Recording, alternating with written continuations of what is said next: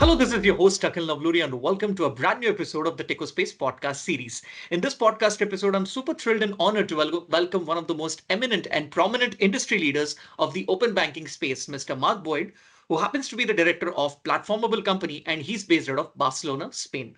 So, Mark, it gives me an absolute pleasure to welcome you to this podcast initiative of mine.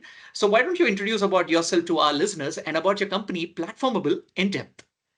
Okay, thanks, Akil. It's great to be here, and welcome to anyone listening in.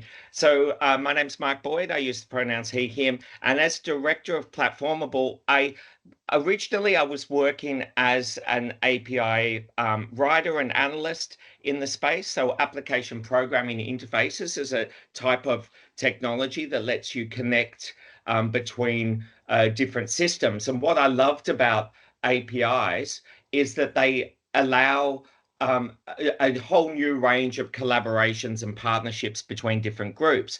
And so it gives room for new market entrants to enter, for a whole range of other players to access data and web services and so on. So to me, that was sort of something that's core to my values, is this opportunity for everyone to participate. So looking at the role APIs played with digital technologies, and seeing how they help foster open digital ecosystems, I really wanted to create a business that was about supporting the development of open digital ecosystems so that everyone can participate and co-create their own value. And so we really look at that in Platformable from an open banking perspective, from a digital health perspective, and from some other market area sectors as well.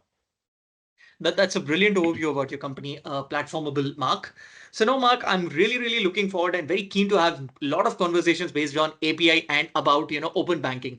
So at the stroke of this hour, which is 1:46 p.m. IST, let's kick off with the podcast episode. All right. Right. So, Mark, now first and foremost thing, let's talk about your tenure as the director of your company, Platformable. Yeah.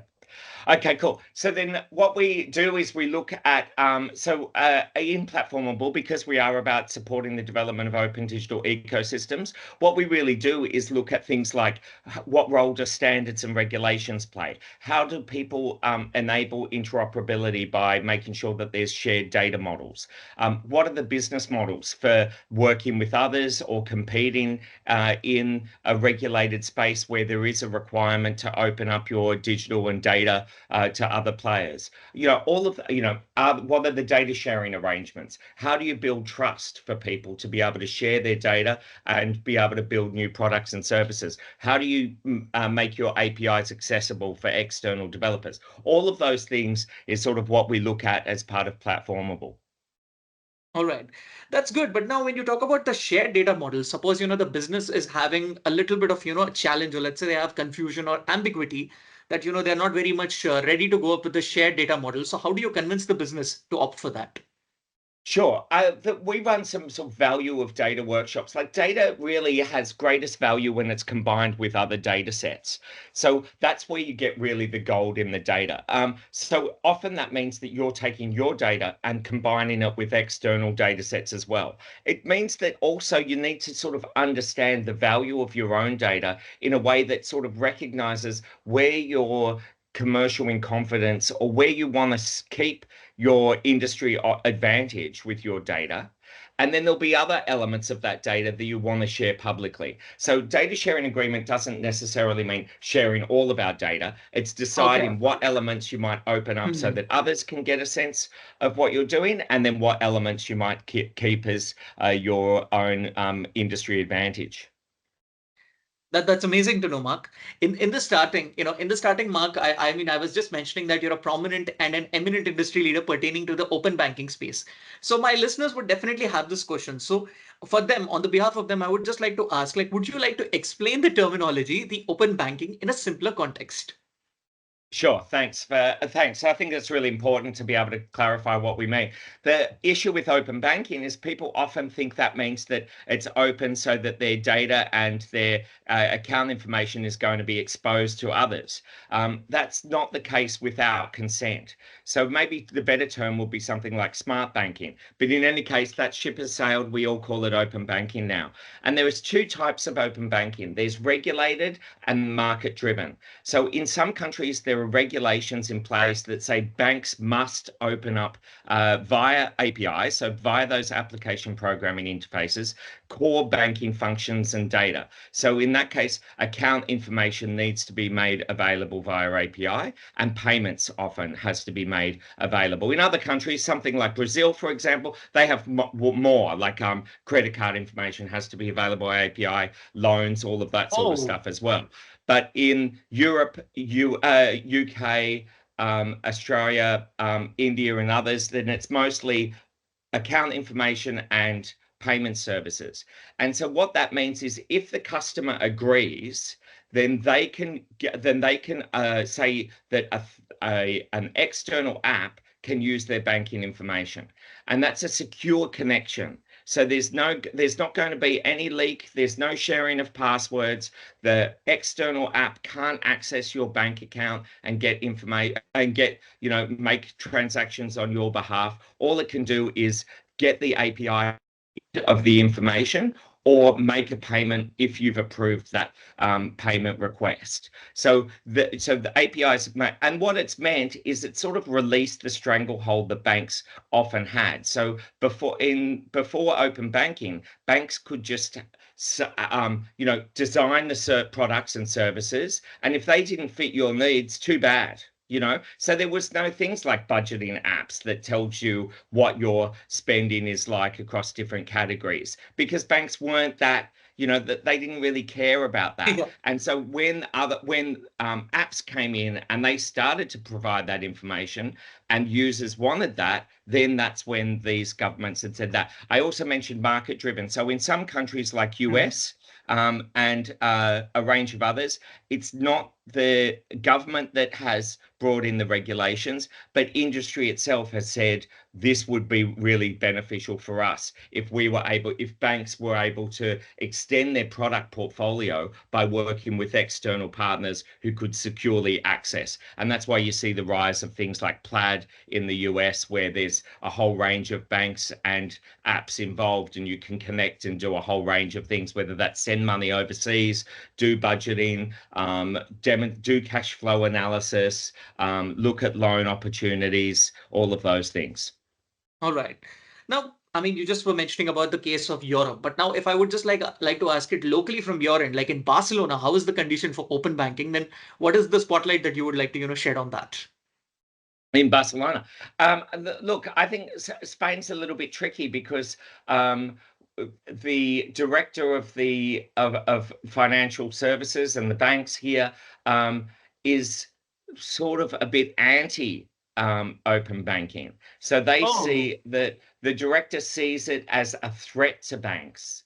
So when they talk about it, they talk about how, banks need to provide better digital services because fintech are coming for their lunch, And so I think yeah. that adversarial approach is really negative. Like what we've seen where there's been success is when banks and fintech work together in partnerships to provide a broader range of services to customers.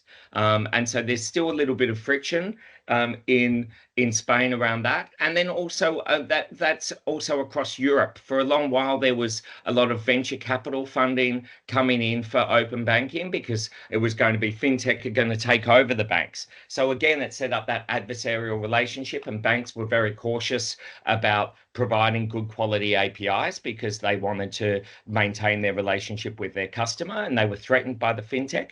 And then also with that venture capitalist funding, the investors were like, show me you can get to 1 million or 5 million or 10 million customers quickly. So then all of the fintech, instead of doing the tried and true methodology of focusing on a customer segment, providing a quality service for that customer segment, and then building out from there, they had to go immediately to a generic sort of product that would suit to 5 or 10 million people. But that's what the banks were already offering. So they were just replicating what banks were offering, and then we saw a slowdown in open banking across Europe. And I think and the issue now is there's some players who are like, well, we've tried open banking, it didn't work, and so there is that challenge coming along as well. So, All we right. need sort of a new push, a new day for open banking in Europe, I believe.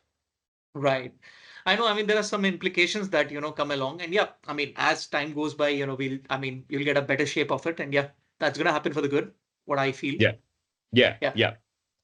Now, Mark, if I would just like to ask you this, like, what is your take on the flexibility of the open banking for the customers and the challenges that it poses? So I think for the customers, there's the I think there's a couple of things. One is digital literacy and awareness of consent. So I think there's not enough work done around that. There is in Europe, there's now a move under the upcoming Payment Services Directive, which is the or number three, the third one, which does have a lot of provisions for open banking in it. And it also is connected to the instant payments regulations as well, and also to the digital wallets regulation. So the three are going together. And one of the things that they've proposed in that is that the customers have a dashboard that shows them who they've connected all their data to and how, for how long and how that's being used. I feel it needs to go a little bit further, and it should actually show you all of those, but also tell you a little bit about the value that you're getting from it and also the risks that you're having. So, maybe Right. it's something like, telling you that you've received this is off the top of my head, X number of notifications, or the others have been able to save more or spend less or do some, you've sent blah, blah, blah, this amount of money or whatever via these external apps that you're using. So something that sort of lets you know, reminds you of the value you're getting from extending your bank account to these other apps and for how long that's still in place, and you can switch it off at any time that you want. But it should also say, oh, by the way, did you know that this app that you're connected with, they've got they rated low for vulnerability of their security, or they've had a breach in the past 90 days, sort of thing. So your password may have been shared, or well, your password can't be shared because they don't have that Yeah, bio yeah, yet, but not maybe at other all. details. Yeah. Like, Yeah. so there could be, so the user gets a sense of who they're connecting to, what the value they're getting from that connection, but also what the risks involved. So you sort of can start building up that sort of better understanding of the of true consent, for these apps. So there's that's what we'd suggest. We've also done some work in the past, like with World Bank, where we've identified the standard screens that should happen, and there is mostly that happens in Europe and UK, but the rest of the world it's touch and go.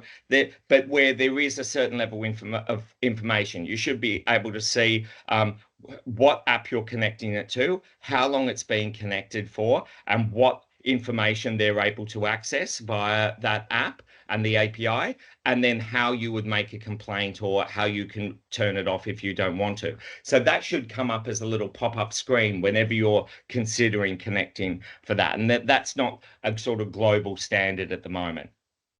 Right. It's in the nascent stage, right? Yeah, yeah. Oh, Yeah, and then surely, the Mark. other thing, Yeah. so the other part of your question, sorry, Yeah. on the flexibility, sorry, just to go back to that part as well, that comes back to that other issue where I still don't see that we've got enough diversity in Mm. the fintech apps that are being provided, and they are being targeted towards a small section of the population, because they're being designed by a small section of the population. So that section of the population, which is like basically white men, are designing services that suit them, So, and it's crazy for me because, like, if you look globally, one of the biggest successes is global remittances. Yep. Huge market globally, which is a lot of migrants who have immigrated to another country and are sending money home every month. They've proven that they are a viable consumer market, but Yeah. we don't see a whole range of other Mm. services available via fintech for that population. Like we only see, now everyone's hooked on like either wealth management or crypto, but there's not really stuff on like how do you look at the retirement of your parents, in their home country and save for that? How do you start saving for your daughter's wedding, or son's wedding? All of those sorts of things aren't factored in as, and then there's other stuff like, some families need to look after the utilities and the housing costs for their parents. There's not really a pooled fintech app for other members of the family to all go in together and manage those finances together. That seems a simple no-brainer for me, Yeah. but we're not sort of seeing that Mm. sort of flexibility as yet for consumers. Right, right. There's a long way to go for that, but yeah, I'm sure that it'll pick up, and there'll be a digital literacy for that pretty much in the coming days, or let's say in the coming years, Yeah. if I would just like to put that across. Yeah. Now, Mark, you were just mentioning a thing called dashboards. Now, when we talk about the dashboards for the customers, is it like, dashboards that are created with Tableau or Power BI, or the fintech apps have, created some different kind of an application that, that is coming along? Look, we've worked with business customers and built dashboards in Tableau, for example, and the and we've included analytics, website analytics, to look at how they're using that. And for one enterprise client, after 6 months, no one had used the Tableau dashboard. And I think if you look at the Tableau dashboards, a lot of them aren't. There's not a huge amount of design aesthetics that you can play with. So I think what was happening was people were having a look at the dashboard and going, ugh, like it's so much work to do all of this, sort of thing. Yeah. So we then use then things like Chart.js and other technologies to be able to build our own dashboards, and they were really then that increased the interactivity and the use of those dashboards that we were creating. And I think it's the same for consumers. I think maybe Power BI is a little bit better from what I've seen, but it should be more, first of all, what's going to happen. And so hopefully we see this with the PSD3 in Europe. First, there will be a standards body that would have user experience experts to be able to design some templates for what a customer dashboard should look like. And then that code should even be made available, or those widgets should be made available, so that any bank or fintech will be able to just follow the template and then customize, use those widgets to be able to create a look and feel, because it's something that you don't want banks and fintech to each do individually. Because if you're connected, so if for the customer, they're going to come in, if they've got multiple bank accounts, they're going to go into one bank account and look at the dashboard and what they're connecting their bank account to in that app. And so they're going to see, who's using it, blah, blah, blah. And then if they go into another another bank dashboard, and it's laid out differently, they're going to be, oh, where do I find this? And it's just for the customer, Right. it's just confusing. And they've got to then learn two different dashboard languages, sort of thing, or Yeah. interfaces. So you want that Exactly. sort of thing to be standardized in order to improve the digital literacy, because it's too much cognitive load. We've all got other stuff to worry about. So simple, clear dashboards with high level user experience and user design, and same sort of layout and same format, so people can find the information. That's what's needed from standards around dashboard interfaces. That completely explains the point, Mark. Now, Mark, I'm pretty much curious to ask you this. Like, would you like to share your experience as being the European Commission contractor?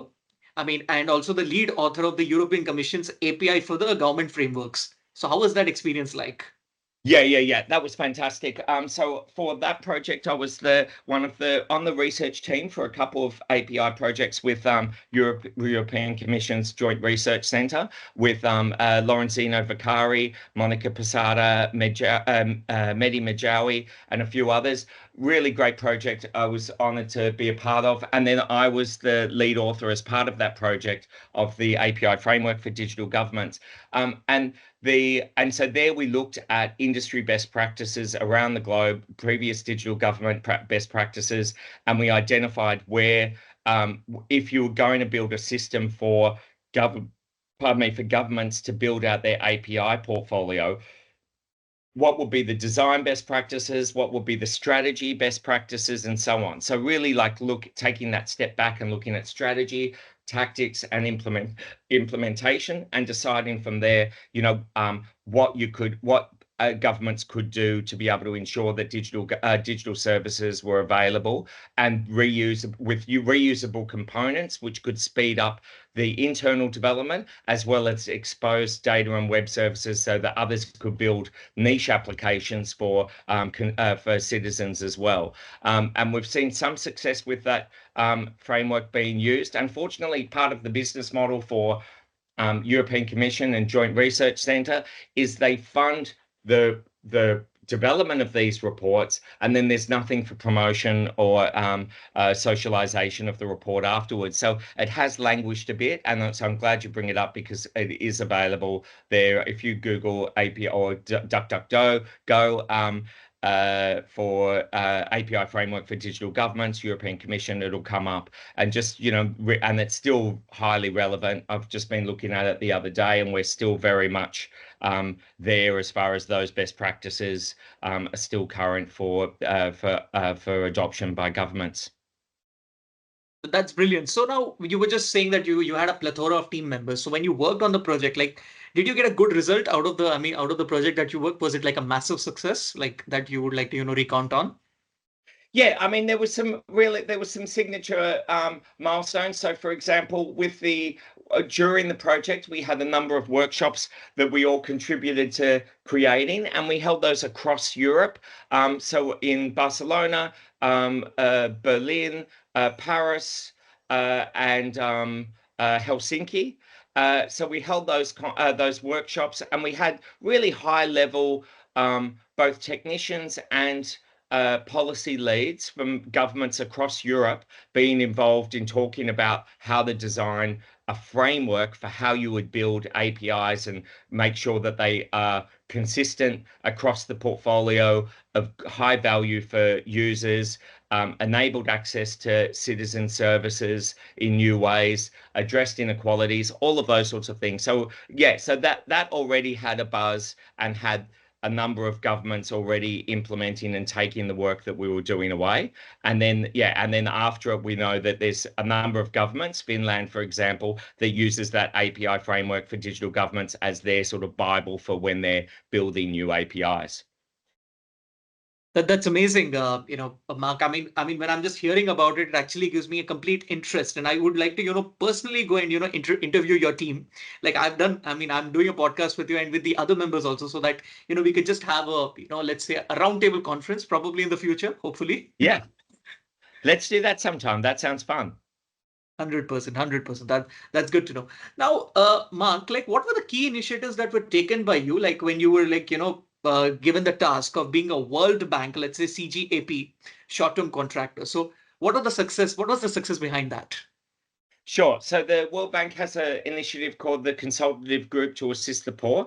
And in that one, they were looking several years back, they were looking at how do you promote financially inclusive digital products in Africa, India, Asia Pacific, and Latin America, in lower middle income countries. And so what my role within that team was to be able to sort of encourage the adoption of APIs. And what we were looking at doing, first of all, was to encourage some of the key players in the financial markets to be able to first see the business value of APIs and move towards creating an API strategy and implementing APIs.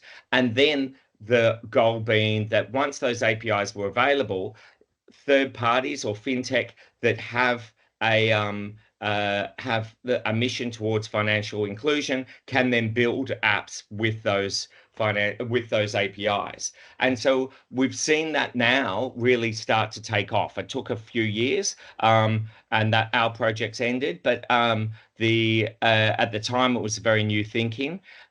You had in a lot of Africa, for example, you have a lot of people using telco pay in advance phones as a Okay. way to store money. And then you Hmm. can pay from your top up balance that's in there. You could use that to pay local services and so on. So it was sort of like early form of digital wallet. So what Okay. we were doing was looking at, okay, can the telcos, so it wasn't so much the banks in Africa, for example, it was the telcos who had that sort of flexible technology and were enable financial inclusion in remote places. And so then encouraging them to open up those as APIs so that others could build digital wallets or do other things with it. So we were pushing on those sorts of models, and they've been really successful now. They've really, built out a number of players who have then had real success with not just creating financially inclusive products, but also introducing whole new business models and developing out their ecosystem for other products as well. That's amazing. Now, you just gave the example of Africa with respect to the telco companies. Now, how did you first, I mean, how did you find about that kind of a use case in the first place, Mark, like with respect to this initiative? Sure. That was a combination of some research, previous work that the World Bank had done in those markets, and also then a expression of interest call out to local providers who wanted to partner with the World Bank's CGAP group to be able to test and pilot some new ideas. So it sort of came from bottom up with people self-nominate, or businesses self self-nominating, and then top down as far as research and what World Bank knew previously about working in those areas. That's terrific. That's terrific to know, Mark. Now, Mark, when you were, nominated, or let's say when you were chosen for, I mean, by the World Bank, did you get that feeling like, oh wow, I have just lifted a trophy like a UEFA Champions League trophy at the moment? Did you get that feeling? Look, I mean, it was really rewarding work. Because, like I say, my business is all about supporting the development of open digital ecosystems in which everyone can participate and co-create their own value. Then to me, it was really important because it got to that point of those financially excluded who often don't get to participate fully, or who are locked out. They want to buy something, and they're not able to because they don't have an official bank account, and so suddenly they're, and that might have been stuff they needed for their small business or whatever, micro business or whatever. So this was core to my values as far as trying to create systems that enabled that access to go that sort of last mile, if you like, as far as enabling those remote and micro businesses, often women owned businesses, because it's hugely important for women's independence to be able to generate their own money. And so, so again, that was really powerful work. And so I was really honored to be part of that team. That's awesome. That's awesome to know, Mark. Now, Mark, like I would just like to ask you this, like, what is your view with respect to the importance of the digital health in the IT industry? Look, digital health is another area where it's a little bit behind the open banking, although speeding up very much so.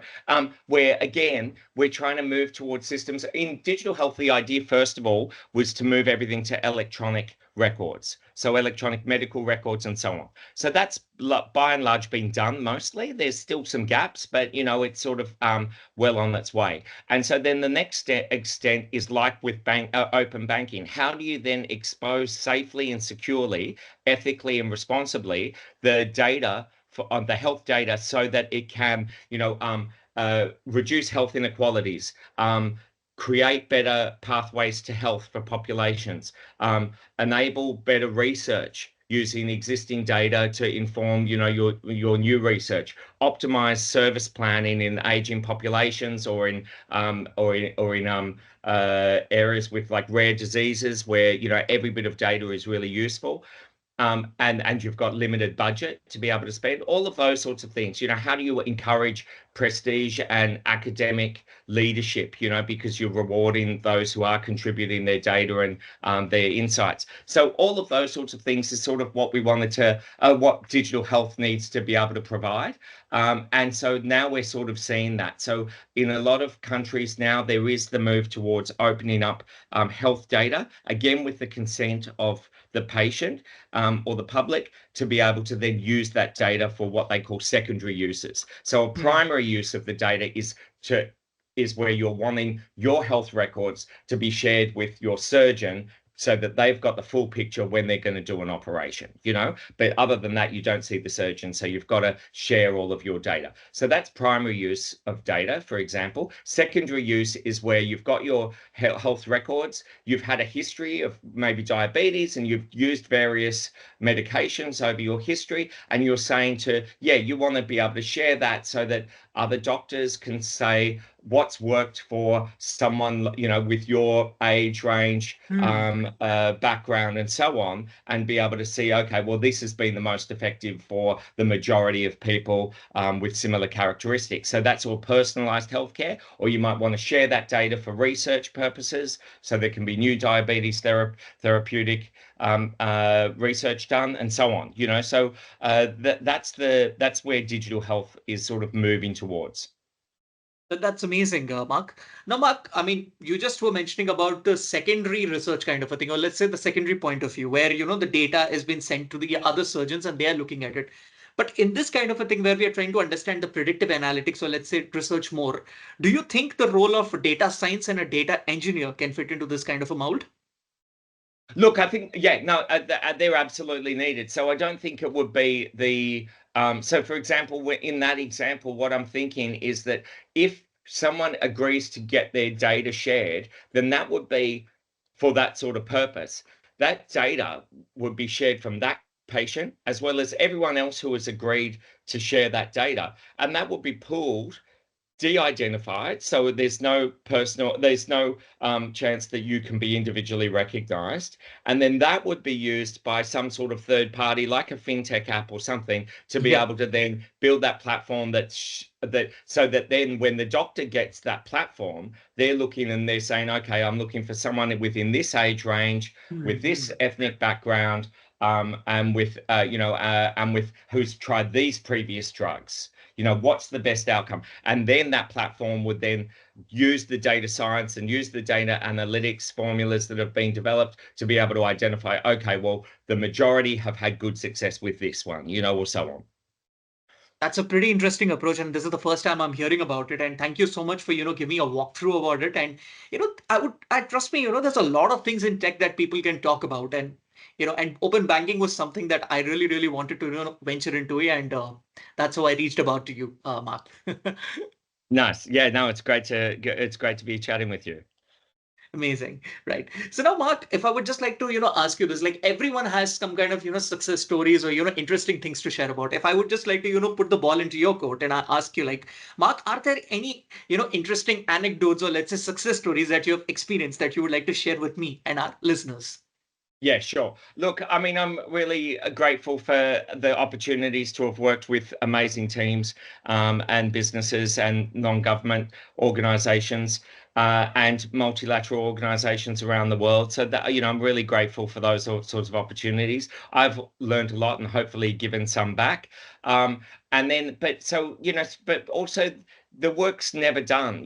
For me, I remember when I first started, looking at some of these things when I was in Australia. We were trying to build dashboards for population health and wellbeing for local governments.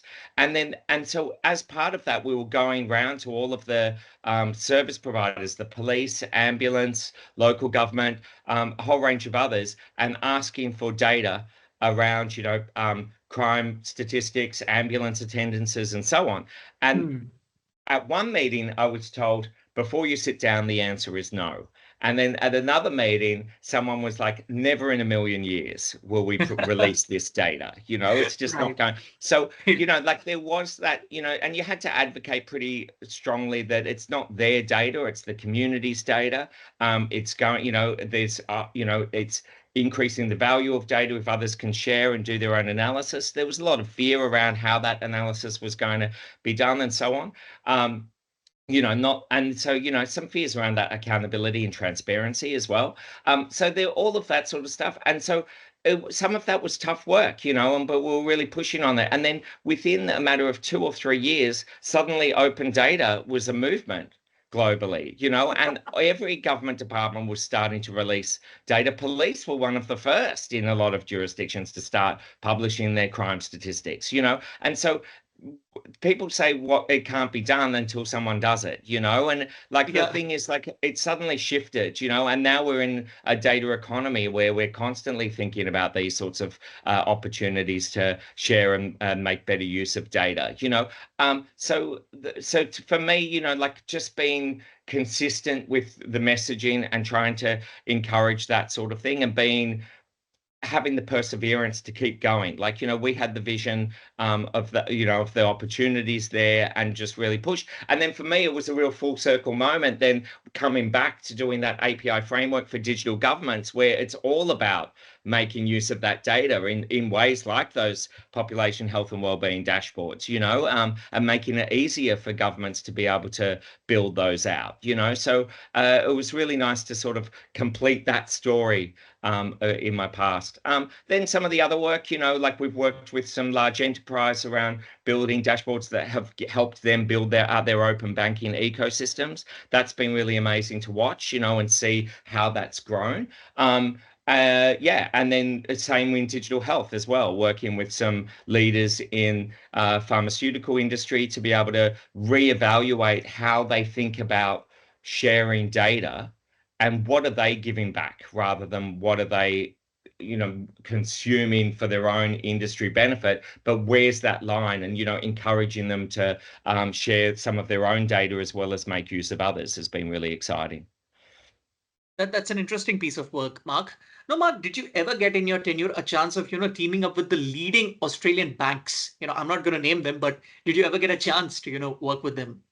I have not as yet, but I mean, I'd love to. I mean, I follow what the banks in Australia are doing, and so yeah, would love to work with some of them. I mean, National Australia Bank was at the forefront for a while. It's kind of slipped a little bit, and then the others are there. New Zealand's actually more.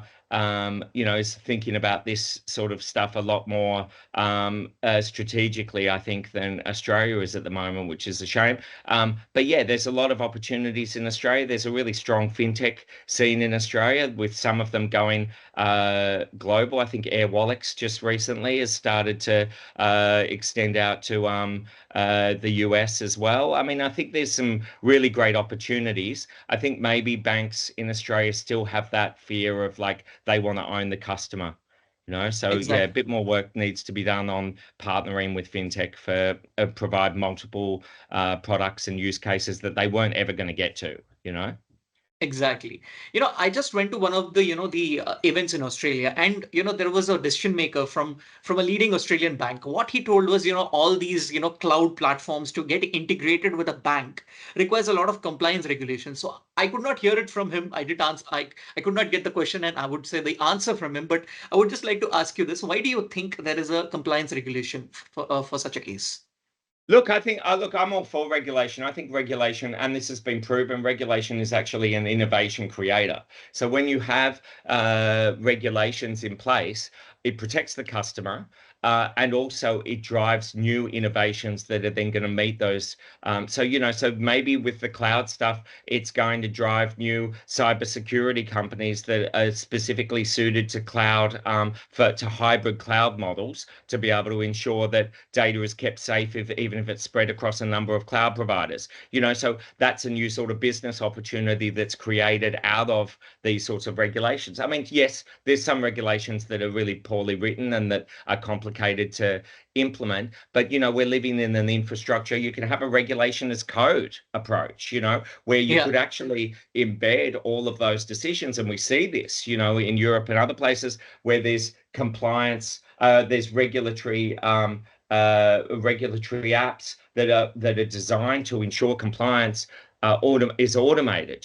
So there is all of those sorts of things. Sometimes I'm cautious, or a lot of times I'm cautious of enterprises who are complaining about regulations. Like, if we look at what's happening in the US at the moment, they've already they've scaled back their consumer financial credit bureau, which is protects the consumer. And, like, there's 10, or I think 18 last count, cases of banks who have been overcharging customers and so on. And those cases have all just been thrown out. Okay. so the customers just won't get that money back. There's no recourse for them, and that's why we need those and Australia hasn't had a good history. Westpac, the directors well knew that they were sending that men were sending money to the Philippines for photos of underage kids, and it came out a few years ago, and they all Oh knew it God. was happening. And then they didn't really, one guy fell on his sword for it, but then the rest of the business went on, and so we do need those regulations. Indeed, indeed. That is there for sure. After hearing this particular, use case, I feel that yes, the regulation has to be a must. Right. Yeah. Crazy. Otherwise, yeah. Otherwise, it protects the customer. Absolutely, absolutely. And there's one particular thing, personally, I would just like to ask you this, Mark. Yeah. I mean, there is always this opportunity where, if you want to, transfer, I mean, money from, let's say, from a high income country, or let's say an immigrant is staying in a high income country like Canada, Australia, or UK, he's able to send the money from that local account to his, parents' account, which is in their home country. But the vice versa is not happening. Why do you think the fintech apps are not yet, advanced to create, I mean, a passageway in such a case? Oh, for the other direction. Yes. Wow. Yeah, I wasn't as aware of that. I think because I mean, there's some of that I think is just is sort of cultural blind spots, So there's there's the feeling that the money goes one way for those sorts of things, and then for the opposite, that there's not as strong a need, There are some players like Wise and Remitly that are trying to address some of that. So Yeah. I'd have a look at whether or not they're doing it. And then maybe part of the other thing is like the issue with and it's come down a lot, but there is still, fees from high income countries to low income if you're sending money. And so maybe they're thinking they can't get that fee if it goes the other way as well. Yeah. But yeah, no, yeah, but really, really bizarre that there's not that two-way Yeah. business opportunity. And that's the sort of blind spot that I'm saying, is there in the open banking fintech world at the moment. That's amazing. I mean, you just gave me a complete insight on that, and I'm really, really, interested to try the open banking side of this one, since the Right. fintech is a little bit, not at the moment, but yeah, this would definitely be, given a shot by my end for sure. Yeah. Well, wonderful. This has been a fantastic conversation. Absolutely. So yeah, Mark, actually, like, this is not the end of it. We're just almost inching closer, but yeah, there's a little bit more, a little bit, a twist to this again. We were Yeah. just talking a lot about the technical side, about open banking, about all the stuff, about your journey, about your tenure as a World Bank, let's say, a short-term contractor. Now we're going to go into a very lighter route, which is going to be in the form of a rapid fire round, a very quick Ah, rapid fire round. great. Yes, let's do it. Awesome. Right. So, so Mark, like, what's your favorite sport? Do you say it is cricket or do you say it is football? Ah, I would say it's Australian rules football. Oh, okay. Even I like the sport a lot. I'm trying to understand the sport more. You know, It's a combination of ballet, basketball, and rugby. ballet. Why do you say it is ballet? Because you have to to get the mark, you have to jump. And so you've got Oh, teams like the Geelong, the Geelong team particularly was so graceful over the years, in how they leap for the ball, and it's really, yeah, it's sometimes it looks really there's such a lot of a range of skills that are needed for it, and basketball because you've got to yeah, bounce the ball after a certain number, exactly. and then rugby because you've got some of the usual sort of tackling and so on. It's a rough game. Rugby is a rough game for sure. Yeah. So if I would just like to ask you this, what's your favorite AFL team? What would that be? Oh, to pies, no doubt about it. The Magpies. You mean the Collingwood? Collingwood, yeah. Okay. That's a good It team. was Yeah. it was funny because I wasn't really into Australian rules football, and so but where I worked had free tickets for the weekends, so I just started going with friends, and and just watching it without any real team. And then it was the pies that I started to get really absorbed by, and there was that year they had they were in the semi-finals against like Geelong, I think, and it went into overtime twice. Okay, Because at the semi-final level, you can't have a tie. You've got to have a clear winner, exactly. otherwise you won't get through to the next stage. And it was just outstanding. I was literally on the edge of my seat watching the All right. football, So then I realized I'm for the pies. Awesome, awesome. That's a great insight on that. Now, if I would just like to ask you this question, like, what is the best thing about Barcelona that you like about? I think it's the urban planning, aspect. Like it's a great quality of life for me here. The So at the moment they're doing a whole pedestrianisation of little streets. So you've got like really beautiful streets that are designed for people first, and then just have a small lane for cars to come through, but they've got to slow down so that it is, more amenable for walking. And just lots of, they're greening the streets, so there's a lot more trees and brush, and then there's also like more sitting places. It's just really great. So there's all of that all over the city. But before that, even like they have things like everyone should live within 15 minutes of a library. Hmm. You've All right. got local markets that are gorgeous buildings. Every time you turn the corner, there's some amazing building. It's a very walkable city. There's great food. The public transport works. Like if you miss a train, the next one's in 3 minutes. It's that sort of stuff. It's Oh, amazing. A really great city. that's convenient. I mean, Barcelona has always been in my wish list. Because main reason is I'm a huge FC Barcelona fan. Right, right, So right. yeah, so Come that over and always we'll been go a wish. to go to a game. They're rebuilding Camp Nou, so they think it's going to be finished Yeah, next year. So come over and we'll go to a game. done. So 2026 was my plan to come to Spain then. Wonderful. Awesome, right? Now, what's your favorite Indian food, Mark, that you always like to have? I always have a sag paneer. Okay. Is one. And then then I guess it would be tandoor chicken. I Okay. guess, yeah, would be, yeah. Just it's just so juicy, and yeah, I love that one. But I'm also yeah. I mean, also lamb Rogan Josh would be another one as well. Right, right. They're all exquisite dishes and the famous dishes of India. Really, that's a good list. The sag Awesome. paneer, I love to always get into sag paneer and just seeing the different Yeah. ones. I had a paneer, actually, a sag the other night without the paneer because some people didn't want cheese. That was just Okay. amazing on Monday night, actually. It was really great. Oh, that's my favorite dish as well. But we call it as palak paneer. Like Oh, right. saag is not, yeah, we call it as palak paneer. Palak means spinach in Hindi, so that's how it is substituted here. Oh, okay, right. I never knew that after all these years of eating Indian. Oh, okay. Yeah, I mean, you should definitely try palak paneer or saag paneer when you come to India. It's awesome, really. Right, yeah. Yeah. So then the final question to you, Mark, like what was that movie that you have watched as a kid? Like the first movie? Oh, the first movie. Do you know, the first movie I can remember seeing was Star Wars, probably at the movies. Oh, okay. Yeah, so I was 7 years old when that came out. So yeah, it blew my mind. Yeah. That's an interesting choice, Mark, for sure. I'm a huge Star Wars fan. I'm a Mandalorian fan, if I can just say. Well, I was much older by the time Mandalorian came out. But yeah, as far as the first movie I ever saw, that was that one. My favorite movie, like as a teenager and all of that, was probably Heathers.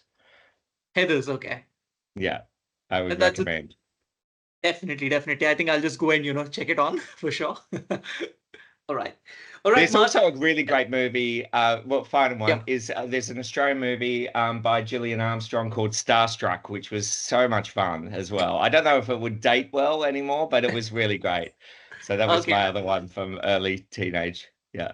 Right, right. They're good, good choice of movies. And yeah, that's amazing. I mean, I've not watched many Australian movies as such. I watched an Australian drama, which actually came on the Indian television. It was called Back to the Rafters, and that was the first time I got to know about the All right. Australian sitcom. Nice. That was the first time. So yeah, that's how my the past 10 years have been for me with respect to the sitcoms that I watched. Right. How funny. Yeah. Right, you got to check out Kath and Kim then. Surely, surely. All right then, Mark. It was such a pleasure having you for this podcast episode and this Techospace initiative of mine. Honestly speaking, you just took me through different layers of the banking sector, the implications, the challenges. Then you opened my eyes with respect to the open banking, which I would just like to term it as smart banking, which was really really a great insight. And your tenure being the director of your company Platformable and World Bank, that experience, that was something I really really was cherishing so much. So thank you so much, Mark, for taking time and making this finally happen. So yeah. It's a pleasure. Yeah, thank you. Really great to be chatting with you. So listeners, this is your host Akhil Navluri signing off. We would be back with another podcast episode with another eminent industry leader very soon. Till then, keep listening. Take care. Goodbye. Stay tuned. Thank you. Au revoir and gracias. Thank you.